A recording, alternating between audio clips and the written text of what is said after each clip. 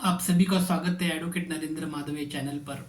दोस्तों, क्रोधाग्नि के बारे में बात कर रहे हैं कि आदमी के मन और मस्तिष्क में क्रोध की धारा कैसे बनती है।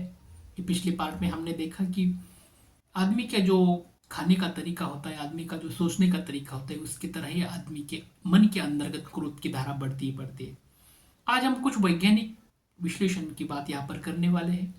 ज़्यादातर पर जो भी यूनाइटेड स्टेट ऑफ अमेरिका और यूरोपियन वैज्ञानिक है, जिन्होंने जो भी रिसर्च किए हैं, वो रिसर्च के द्वारा हमें ये ज्ञान होता है कि हमें ज्ञात होता है कि अगर आदमी की जो भावना पर नियंत्रण करना है, सबसे पहले आदमी की जो भावना तीव्रता से क्यों बढ़ती है, इससे पहले कि ना आदमी का खाने का तौर तरीका, आदमी का सोचने का तौर तरीका, साथ ही साथ आदमी जिस कम्युनिटी से बिलीव करता है, वो जो संस्कार उनके ऊपर होते हैं, उसको भी लिए ज़्यादा आदमी की क्रोधाग्नि बढ़ ही जाती है।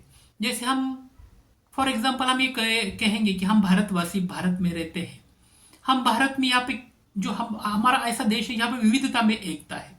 साथ ही साथ हम सब भारतवासी पूरी तरह से हमारे भारत की जो भी खेल है, जो खेल को भी हम बहुत तरह से मानते हैं ना।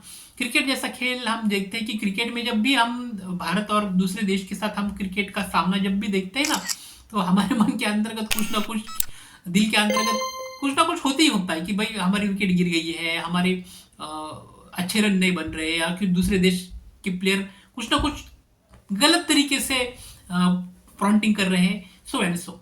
देखो, खेल को खेल की तरह से देखना चाहिए, ये बात अलग है। लेकिन अगर इस तरह से हमारे मन के अंतर्गत क्रोधाग्नि तैयार हो ही जाती है, तो इसके पीछे हमारे देशभक्ति भी रहती है कि हमारी देशभक्ति पॉजिटिव है, इसीलिए हमारे मन के अंतर्गत क्रोधाग्नि बढ़ता है। देखो, हर एक तौर तरीका अलग है। देश के प्रति अगर कोई अ, गलत काम करे तो हमारा क्रोधाग्नि बढ़ना कोई गलत बात नहीं, उचित ही है। लेकिन हमें मन की शांति, मन की पूरी तरह से सुंदरता प्रदान करना है ना, तो मन की सुंदरता अगर हमें पूरी तरह से प्राप्ति करना है, तो हमें ये सोचना चाहिए कि हमारे मन में कभी भी क्रोध ही ना आए।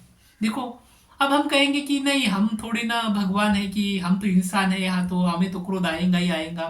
कि सामने वाला जब भी हमें गाली गलौज करेंगे तो हम क्या उसके स्वागत थोड़ी ना करेंगे। देखो, सामने वाला गलत है इसीलिए वो गाली गलौज करता है। आप अच्छे इंसान हैं, आप अच्छे सभ्यता संस्कार की बात करते हैं, तो वो जब भी गाली गलौज करता है तो आप रिफ्लेक्ट होके गाली गलौज करेंगे, तो फिर भी वो रिफ्लेक्ट होके फिर से गाली गलौज करेगा। तो हमें ये सोचना है कि गाली गलौज करना है या नहीं करना है, इससे पहले हमारे इंद्रिय से ऊपर निकलने वाले जो भी क्रोधाग्नि है, उसके ऊपर हमें काम करना है।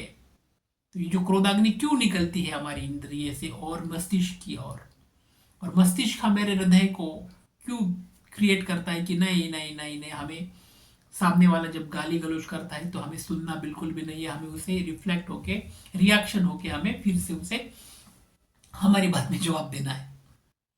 देखो ना, क्षमा जो होती है ना, माफी जिसे कहते हैं ना, ये क्षमा माफी जो होती है ना, है हर एक इंसान के हृदय में होती है।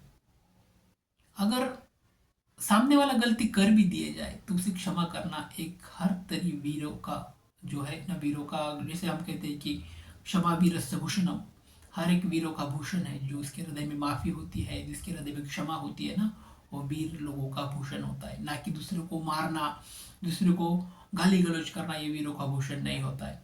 तो कहीं भी माहौल हो, खेल का हो, मैदान का हो, या फिर आम जीवन का हो, तो हर एक के मन में, हर एक के आयुष्य में, हर एक के जीवन में ये तो होने ही वाला है कि हम भी अच्छे लोग बनने का कार्य करते हैं, लेकिन सामने वाला लोग हमें अच्छे बनने नहीं देते, वो गाली गलौज करते हैं, तो रिएक्शन के प्रति हम सब रिएक्शन भी देते हैं। तो ये जो है ना, कि सह करना, सह जाना, हम क्यों सोचना, हम क्यों सहना, ये भी बराबर है। लेकिन अगर क्रोधाग्नि से आपका मन, आपका हृदय बढ़ जाएगा, तो आपका ब्लड प्रेशर भी बनेगा, बढ़ेगा।